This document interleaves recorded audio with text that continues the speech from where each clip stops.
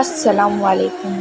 جو عورتیں یہ ایک کام کرتی ہیں اس کی کوئی نماز قبول نہیں ہوتی۔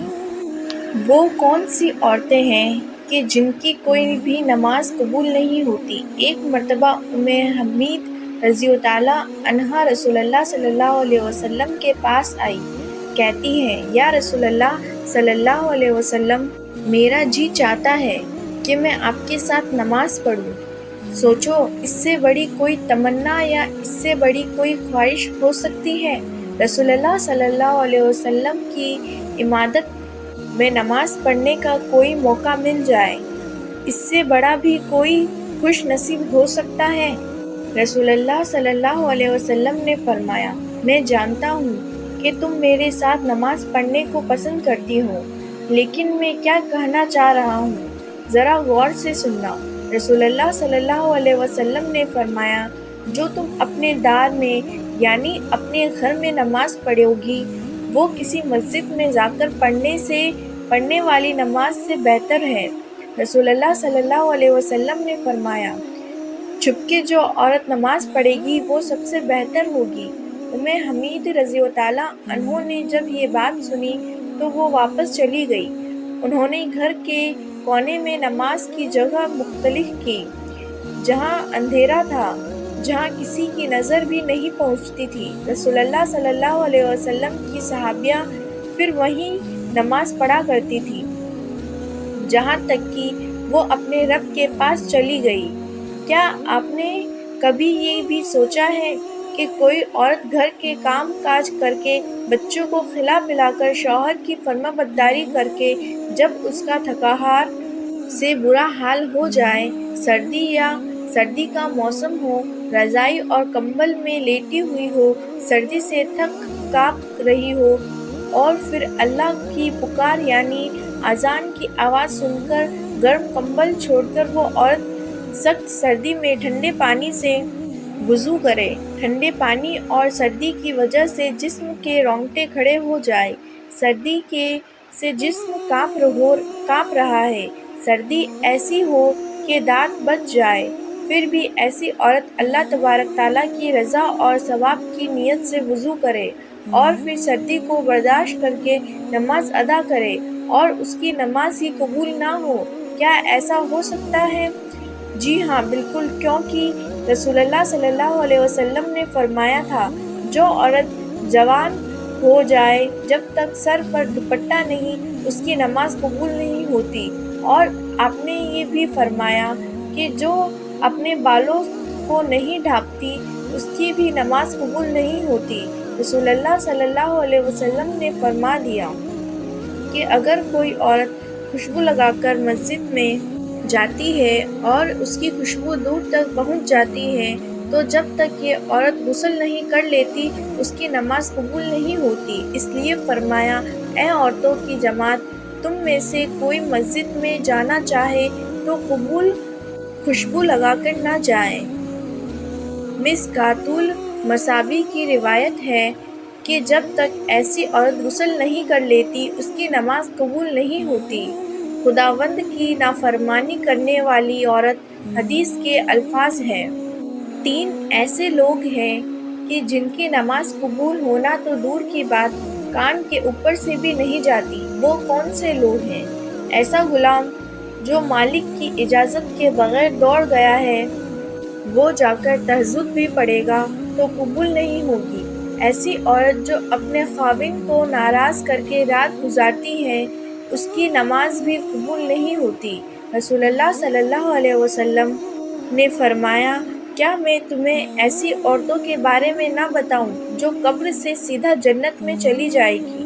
صحابہ اکرام نے عرض کیا، یا رسول اللہ صلی اللہ علیہ وسلم، وہ خوش قسمت اور خوش نصیب عورت کون سی ہے؟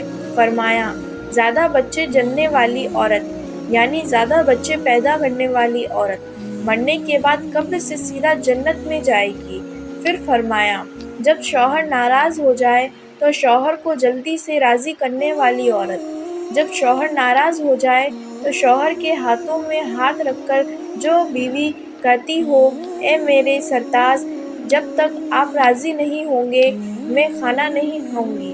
جب تک آپ راضی نہیں ہوں گے میں پانی نہیں پیوں گی، جب تک آپ راضی نہیں ہوں گے میں بناؤ سنگار نہیں کروں گی، جب تک آپ راضی نہیں ہوں گے میں زیب و زینت نہیں کروں گی، جب تک آپ راضی نہیں ہوں گے میں اس وقت تک اپنی آنکھوں میں کاجل یا سرما ہرگز نہیں لگاؤں گی۔ وہ عورت جو اپنے شوہر کے ساتھ ٹوٹ کر محبت کرتی ہے، ٹوٹ کر پیار کرتی ہے، اللہ اور اس کے رسول کی رضا کے لیے اپنے شوہر کی عزت کرتی ہے، ادب کرتی ہے، احترام کرتی ہے، شوہر کی خامیاں دوسری عورتوں کے سامنے بیان نہیں کرتی، ہمیشہ شوہر کی تعریف ہی بیان کرتی ہے۔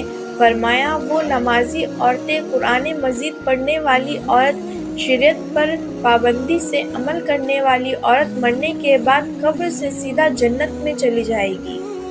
رسول اللہ صلی اللہ علیہ وسلم نے فرمایا، عورت اللہ تعالیٰ کی بہترین مخلوق میں سے ایک مخلوق ہے۔ مرد کے لیے یہ ایک خاص نعمت ہے، انسانیت کے لیے یہ اللہ کے ایک احسان بھی ہے۔ اسلام نے عورت کو ایک بلند مقام دیا۔ اسلام نے عورت کو سونے، چاندی، زیور اور ریشم کے استعمال کی اجازت دی تاکہ عورت ان چیزوں کے ذریعے اپنے حسن کو مزید بڑھا سکے۔ رسول اللہ صلی اللہ علیہ وسلم نے صحابہ اکرام کو تحقیق کرتے ہوئے یہاں تک فرمایا کہ میرے صحابہ، جب تم کافی عرصے بعد سفر سے واپس لوٹو تو اچانک گھر میں نہ چلے جایا کرو، بلکہ اپنی عورت کو اتنا موقع ضرور دو کہ وہ بن سور خوبصورت ہو کر بڑے پیار اور محبت سے تمہارا استقبال کر سکے۔ مگر ان سارے کاموں کے لیے اسلام نے ایک شرط بھی رکھی ہے کہ عورت بناؤ سنگار کر کے مارکیٹ جو زینت نہ بنے، عورت بن سنور کر بازاروں کی رونق نہ بنے، عورت اپنے آپ کو مزید بنا سنوار کر رکھے، مگر صرف اپنے شوہر کے لیے اور اپنے شوہر کو دکھانے کے لیے بناؤ سنگار کر کے غیر محرم مردوں کے سامنے پیش نہ ہو، کیونکہ ایسا کرنے سے اللہ تبارک تعالیٰ ناراض ہوگا۔ ایسا انسان جو لوگوں کو نماز تو پڑھاتا ہے لیکن لوگ اس کی امامت پر خوش نہیں، پسند نہیں کرتے، شرط یہ ہے کہ کوئی صریح ہی سبب ہو، ویسے مزاج کی بات نہ ہو، ایسا انسان کسی سبب کی وجہ سے لوگ اسے پسند نہیں کرتے تو ایسے انسان کی نماز بھی قبول نہیں ہوتی۔ اور صحیح الترغیب کی روایت بھی سننے والی ہے، فرمایا ایسے انسان کی نماز قبول نہیں ہوتی کہ جس کو کہا گیا کہ تم جنازہ نہ پڑھاؤ لیکن پھر بھی وہ جنازہ پڑھتا ہے، کہتا ہے کہ میں ہی پڑھاؤں گا اور ضد کرتا ہے۔ یہ مسلمان نے کہا کہ آپ پڑھا دیں، آپ پڑھا دیں، کوئی پڑھا دے، دعائیں اخلاص کے کر کے کہ اس کی بخشش فرما دے، اللہ اس کے درجات بلند فرما دیتا ہے۔ یہ کوئی نمبر لینے والی بات نہیں تو اس پر کوئی جھگڑا کیا جائے، بس اس میں پڑھاؤں گا اور نہ پڑھاؤں گا۔ کسی عام مسلمان جو کلمہ گو ہے، عقیدے والا ہے، اس کے پیچھے ہم سب کی نماز ہو جاتی ہے، کوئی حرج نہیں ہے۔ اور اگر علم والا بھی ہے، یہ سوچے کہ نہیں ایسا نہیں ہوگا تو پڑھوں گا، تو یہ علم کے رنگ تو نہیں ہوا۔ علم کا رنگ تو یہ ہے کہ میرا پیارا بھائی پڑھے گا، میں اس کے پیچھے پڑھوں گا، میرا یہ پیارا بھائی پڑھے گا، یہ میں مسلمان ہوں، میں اس کے پیچھے بھی پڑھوں گا۔ یہ دونوں مجھ سے ایک نہیں، 10 نہیں، 100 گنا زیادہ نیک ہے۔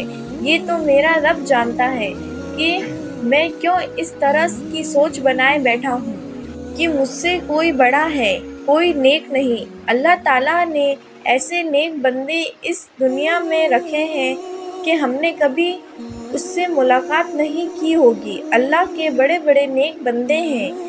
امام باغی کہا کرتے تھے کہ تقویٰ کی تعریفیں تو لوگ بہت کرتے ہیں، تقویٰ یہ بھی ہے اس وقت تک انسان صحیح مقتی نہیں بنتا جب تک دوسروں کو اپنے سے اچھا نہیں سمجھتا۔ ایسے تقویٰ بھی ہمیں نصیب فرمائے۔ اللہ تعالیٰ سب کو اپنی رحمت نصیب فرمائے اور سب کی عبادت کو قبول فرمائے، آمین۔ السلام علیکم۔ اگر آپ کو یہ واقعہ پسند آیا تو پلیز سبسکرائب کیجیے اور لائک کیجیے اور زیادہ سے زیادہ شیئر کیجیے۔ السلام علیکم۔